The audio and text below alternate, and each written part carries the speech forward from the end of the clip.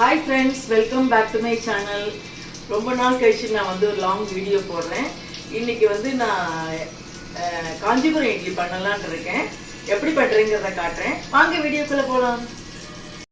இதுக்கு தேவையான இன்க்ரீடியன்ட்ஸ் என்னென்னா, ஒரு கப்பு பச்சரிசி, ஒரு கப்பு உளுந்து, சேம் ரேஷியோ தான்.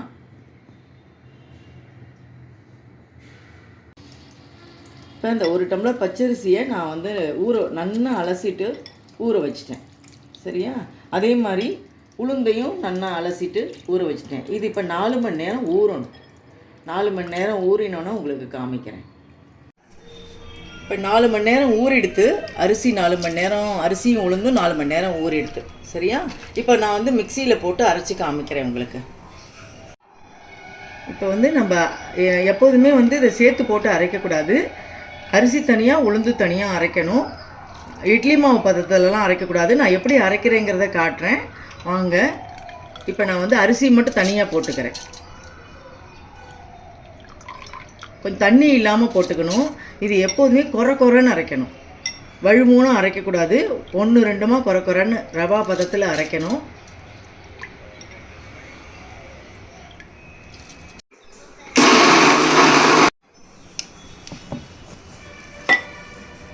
இந்த மாதிரி அரைக்கணும். கொரன்னு அரைக்கணும். தண்ணி விடக்கூடாது. இந்த மாதிரி தான் இருக்கணும் ரவா பதத்தில். இதை நம்ம தனியாக எடுத்துட்டுருவோம். நம்ம மிக்சிலாம் அலம்ப வேண்டாம். அதுலேயே உளுந்த போட்டு இதே மாதிரியே நம்ம அரைச்சிப்போம். இப்போ உளுந்து போட்டுக்கலாம். தண்ணியை வடிச்சிட்டு போட்டுக்கோங்க. தண்ணி இல்லாமல் போட்டுக்கோங்க. எப்போதுமே வந்து காஞ்சிபுரம் இட்லிக்கு சரி பங்கு இருக்கணும். ஒரு அரிசினா ஒரு உளுந்து இருக்கணும்.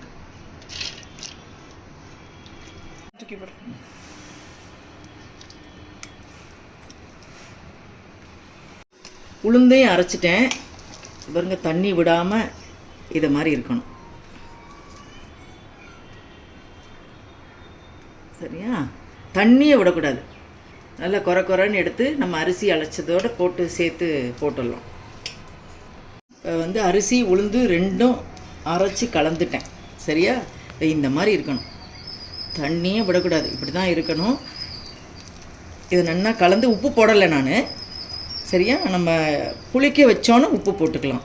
இப்போ இதை வந்து 8 மணி நேரம் ஊறணும். இது புளிக்கட்டும். 8 மணி நேரம் மூடி வச்சுருவோம். இதை 8 மணி நேரம் கழித்து நம்ம பார்க்கலாம்.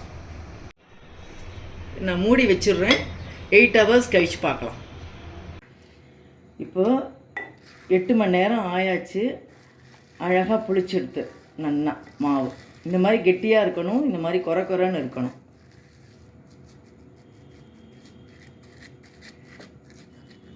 சரியா? இப்போ என்ன பண்ணணும், நம்ம உங்களுக்கு கையாலே எடுத்து காமிக்கிறேன்.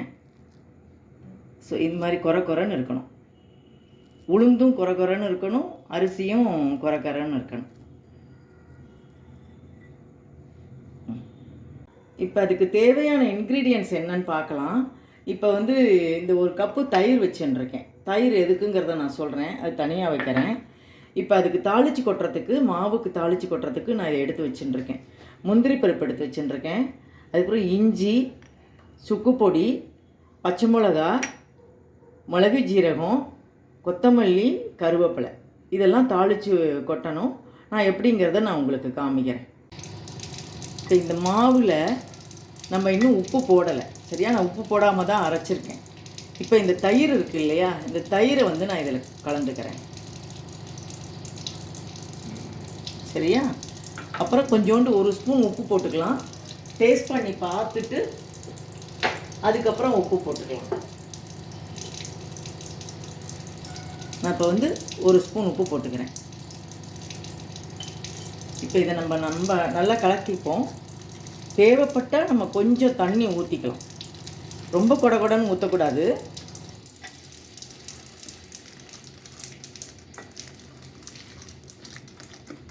இந்த தயிர் கிண்ணத்திலேயே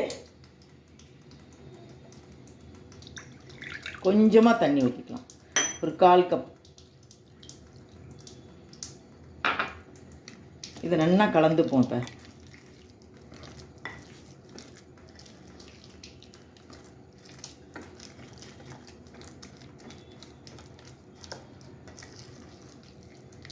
இந்த மாதிரி கலந்துக்கணும்.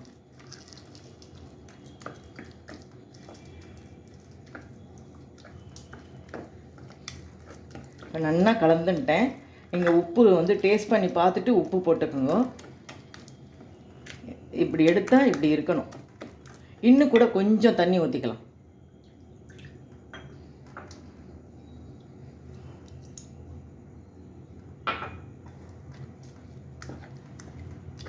அவ்வளோதான். இப்போ நல்லா கலந்தாச்சு. தயிரை ஊற்றி நல்லா கலந்துட்டேன். இப்போ அதுக்கு தாளிச்சு கொட்டிடலாம். நம்ம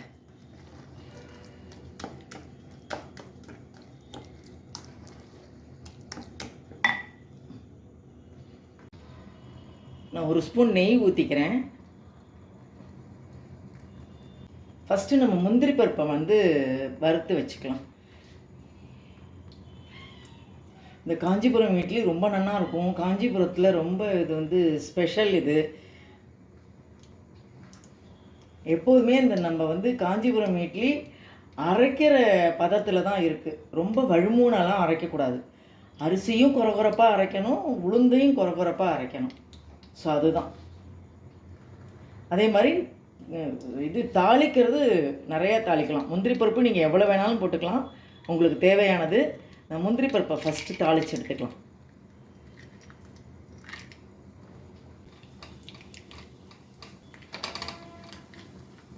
கொஞ்சம் கோல்டன் கலரில் வர வரைக்கும் நம்ம தாளித்து ஃபஸ்ட்டு அந்த மாவில் கொட்டிடுவோம்.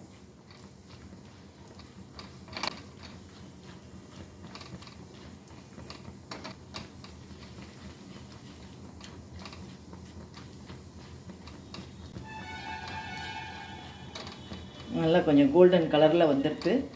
இப்போ வந்து நான் அதை மாவில் கொட்டின்றேன்.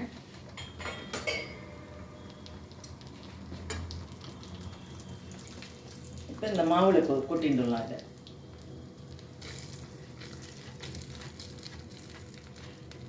இப்போ முந்திரி பருப்பு போட்டாச்சு. வாங்க.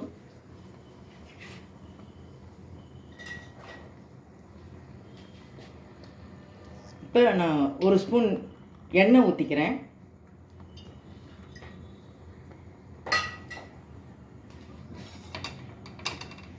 ஃபஸ்ட்டு முந்திரி பருப்பை தாளிச்சுட்டு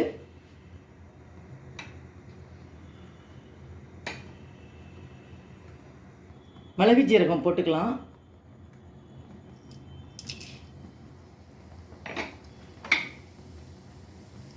அடுத்தது இஞ்சி போட்டுக்கிறேன்.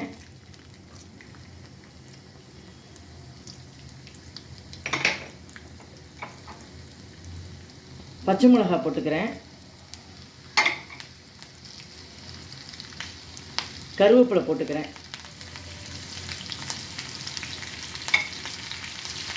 இதையும் நல்லா வறுத்துண்டு அந்த மாவில் போட்டுக்கலாம்.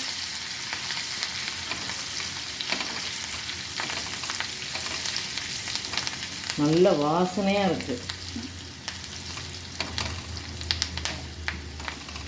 இது தாளிக்கிறது தான். அது காஞ்சிபுரம் இட்லியில் வந்து எவ்வளோக்கு எவ்வளோ நிறையா நம்ம தாளித்து கொட்டுறோமோ அதுதான் அங்கே செம்மையாக இருக்கும். ஸோ இப்போ நான் நல்லா வறுத்துட்டேன். இப்போ எடுத்து நான் இதை மாவில் கொட்டிக்கிறேன்.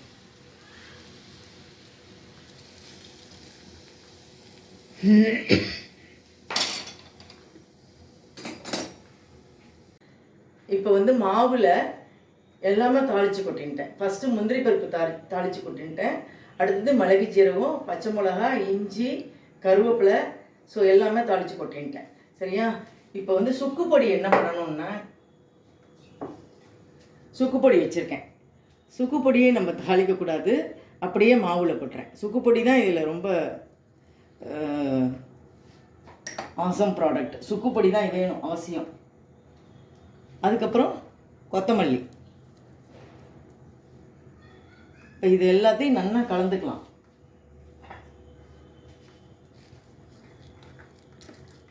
செம்மையாக இருக்குது பார்க்கவே. இது எல்லாத்தையும் நல்லா கலந்துடலாம்.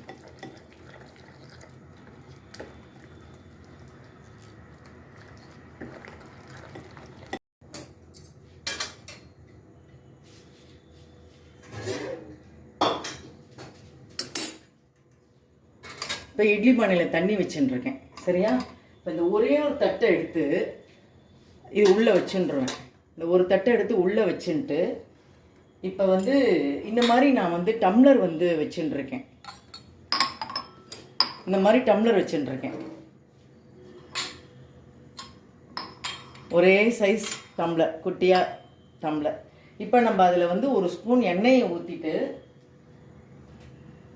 எல்லாத்துலேயும் ஒரு ஸ்பூன் எண்ணெயை ஊற்றி தடவின்றோம்.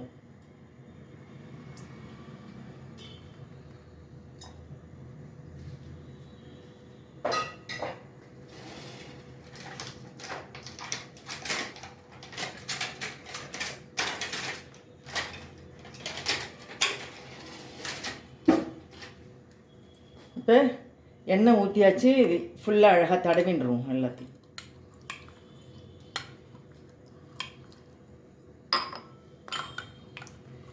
ஏன்னா எண்ணெய் தடவாமல் நம்ம ஊற்றினோன்னா அப்புறம் எடுக்க வராது.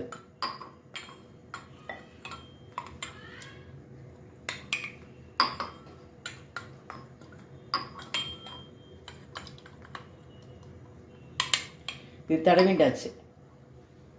இப்போ வந்து இதில் 3/4 கப்பு மாவு எடுத்து ஊற்றிக்கலாம். ஃபுல்லாக ஊற்றக்கூடாது, நல்லா அதுவே ஒப்பிண்டு வரும்.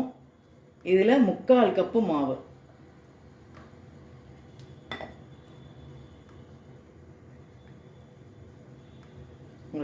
இவ்வளோ இருந்தால் போதும். ஏன்னா மேல் வரைக்கும் வரும் அது. இது மாதிரி ஊற்றிண்டு இது மாதிரி வச்சுடலாம். இது மாதிரி வச்சு எல்லாத்தையும் வச்சு மூடிட்டு ஒரு 20 மினிட்ஸ் வந்து வேக விடுவோம்.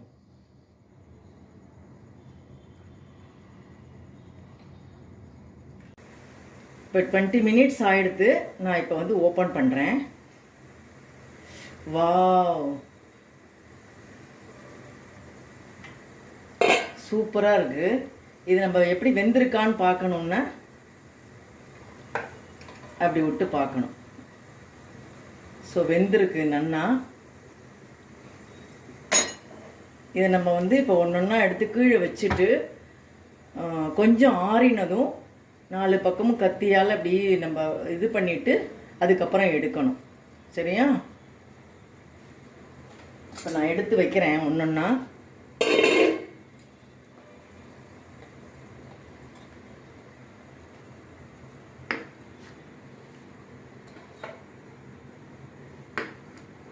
இது வந்து எல்லாம் நீங்கள் கிண்ணமும் வச்சுக்கலாம், எல்லாத்துலேயும் வைக்கலாம். இது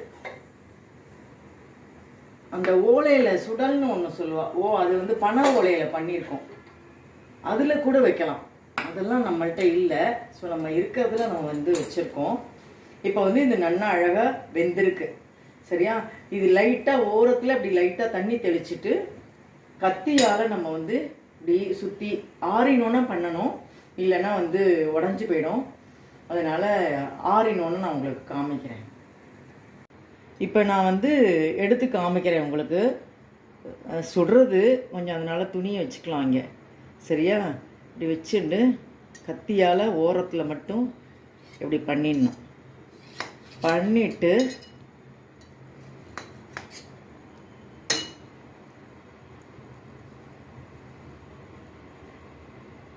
வாவ், சூப்பராக இருக்குது. சுடுறது கொஞ்சம் ஆறினோன்னு எடுத்தேன்னா அழகாக வரும்.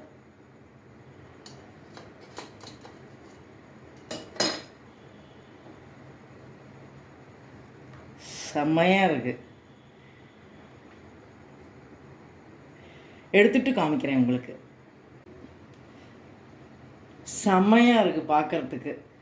சரியா? ஸோ இது உடச்சி அப்படியே சாப்பிட்டோன்னா ரொம்ப நல்லா இருக்கும். அதுக்கு தான் நான் வந்து நம்ம அரைக்கிறதுல தான் இருக்குது. வழவழன்னு அரைக்கவே கூடாது. ஸோ இது வந்து செம்மையாக இருக்குது. இட்லி பார்க்கவே நல்லா இருக்குது. இதுக்கு வந்து தொட்டுக்கிறதுக்கு வந்து தக்காளி தொக்கு. சரியா? அது இருந்தால் ரொம்ப நல்லாயிருக்கும். நான் உங்களுக்கு வந்து காமிக்கிறேன். இதை ஒன்று எடுத்து காமிக்கிறேன். வாவ், செம்மையாக இருக்குது இது. பாருங்க.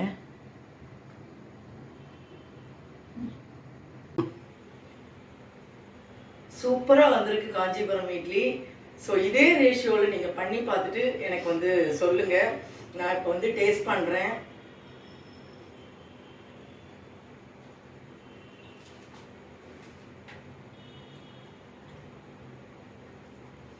பிரமாதமாக இருக்குது. வாயில் வந்து அந்த முந்திரி பருப்பு, அந்த இஞ்சி, பச்சை மிளகா, இந்த மிளகு ஜீரகம்லாம் கடிக்கும்போது ரொம்ப நல்லா இருக்குது. கடிபடணும், அந்த மாதிரி கடிபடணும், அப்போ தான் நல்லா இருக்கும். ரொம்ப நல்லா இருக்குது. நீங்களும் செஞ்சு பாருங்கள் இதே மாதிரி. இந்த வீடியோ உங்களுக்கு பிடிச்சிருந்தது அப்படின்னா லைக் பண்ணுங்கள், ஷேர் பண்ணுங்கள், மறக்காமல் சப்ஸ்கிரைப் பண்ணுங்கள். எனக்கு சப்போர்ட் பண்ணுங்கள். நிறையா சப்போர்ட் பண்ணுறீங்க எல்லாரும். எனக்கு சப்போர்ட் பண்ணுங்கள். நான் ஒன்னே ரிக்வஸ்ட் பண்ணி கேட்டுக்கிறேன் உங்கள்கிட்ட. கமெண்ட் செக்ஷனில் உங்களுக்கு வந்து ரைட் சைடு நீங்கள் ஸ்க்ரால் பண்ணினீங்கன்னா அதில் வந்து ஹைப்புங்கிற ஒரு ஆப்ஷன் வரும். அதில் போய் நீங்கள் பாயிண்ட்ஸ் கொடுங்க எனக்கு, சரியா? ஸோ அந்த பாயிண்ட்ஸ் கொடுத்தீங்கன்னா எனக்கு வந்து அதில் பைசா கிடைக்காது, ஆனால் எனக்கு வியூவர்ஸ் வந்து ஜாஸ்தி வருவாங்க. ஸோ அது ஒரு ஆப்ஷன் இப்போ வந்திருக்கு. அதனால தான் உங்களுக்கு நான் வந்து ஒரு லாங் வீடியோ போட்டு உங்களுக்கு சொல்லணும்னு சொல்கிறேன். எனக்கு வந்து சப்போர்ட் பண்ணுங்கள் எனக்கு. Thank you so much. தேங்க்யூ. பாய்.